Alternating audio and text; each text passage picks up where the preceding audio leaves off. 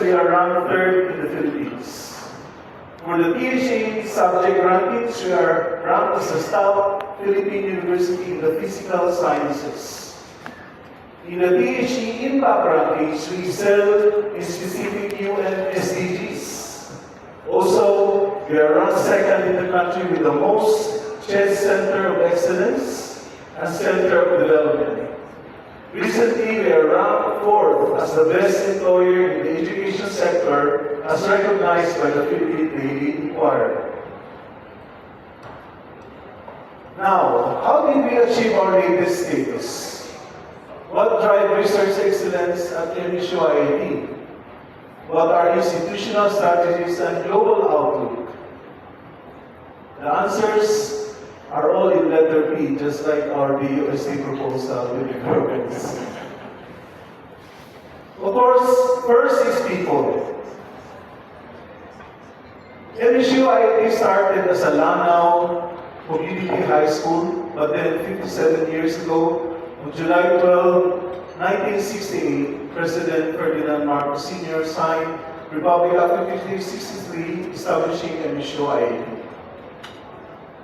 Since then, we have had 5 heads who are driven and visionary, all focused on how to make MSU IIT a world-class university.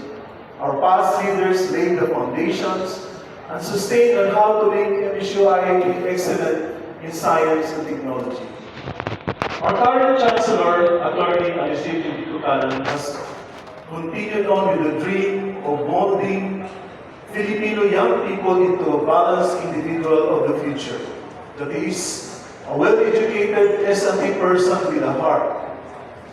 All of our past heads have contributed to what MSU IIT is now, and our current Chancellor has big dreams.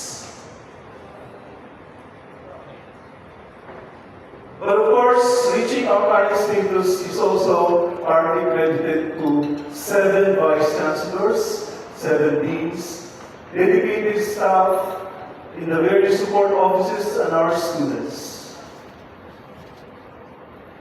Next, the second P is policy and governance. The most crucial policies are the 1975 Board of Regents resolution establishing giving MSU IIT fiscal autonomy. That means we have been managing our budget independently. In the 80s to the 90s, we focused on hiring faculty members with doctorate degrees and those with potential to do doctorate. We focused on S&P and has the capacity to do research and extension and excellent in teaching. For our faculty development program, there's always a lineup of those who will pursue doctorate degrees.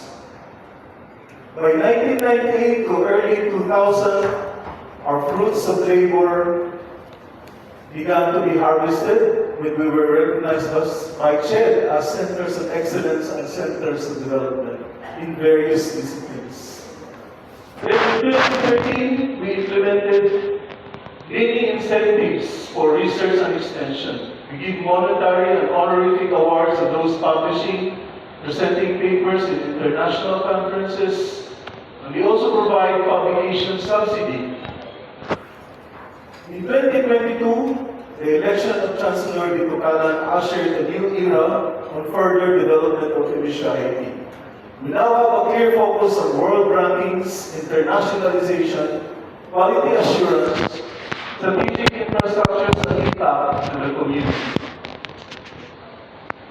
Now, I'd like to show you some important outcomes of our policies and governance.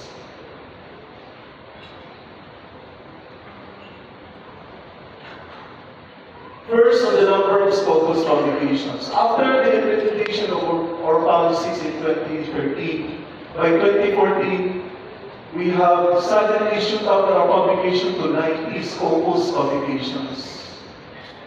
And by 2019, it shoot up to 241. And then to 327 in last year, in 2024. And for this year, we aim for 350. So quite a challenge for faculty members and researchers. And then our current survey, as of December 2024, we found out that 91% of our faculty members are engaged in research and development. And in 2022, we have crafted this organizational structure. We have changed our office of Vice Chancellor for Research and Extension to Research and Enterprise, ensuring that we have a complete ecosystem from ideation of research to commercialization of products. So if you can see, we have already 28 centers. We made sure we have 3 major research institutes, the PRISM or Premier Research Institute in Mathematics. We have the Research Institute for Engineering and Innovation Technology, and we have, in the social sciences, we have the Research Institute for Business Education, Health and Social Sciences. And of course, within our office, we also have support from the Research Management Office, Research Dissemination Office, the Knowledge Technology Transfer Office, IDEA, and PABLA. We have 9 research agenda that are guiding us. So ranging from culture, technology, and society, peace and governance, up to material science. So the next P is on parameters. So specifically, these are research and enterprise ecosystem parameters. And we have this linear but feedbacking enterprise ecosystem and initiative, which I learned from DOST and British Council sponsored training at the Royal Academy in London. So it captures 3 dimensions. First is the human capital, education, research, and knowledge creation. Second, very important, dynamic support environment. Third is the enterprise development. And the last dimension is societal holistic development. The next P is partnerships. Very important. We have many friends and partners. And of course, we have DOST, other government agencies, the CHED, DNR, DA, and quite recently, the Department of National Defense. So we'll talk about this privately. And of course, with various industries, including mining, fishing, and farming. I'd like to share this to everyone that from 2021 up to last year, DOST has invested on us, more than 500 million pesos to MSU. So imagine the output that will have to be generated from this funding and support from DOST. We have 23 international partners, and we have greatly benefited from these international collaborations. The last key is, of course, understanding and identifying persistent challenges and barriers. And I think this is very common among SUCs and even private universities.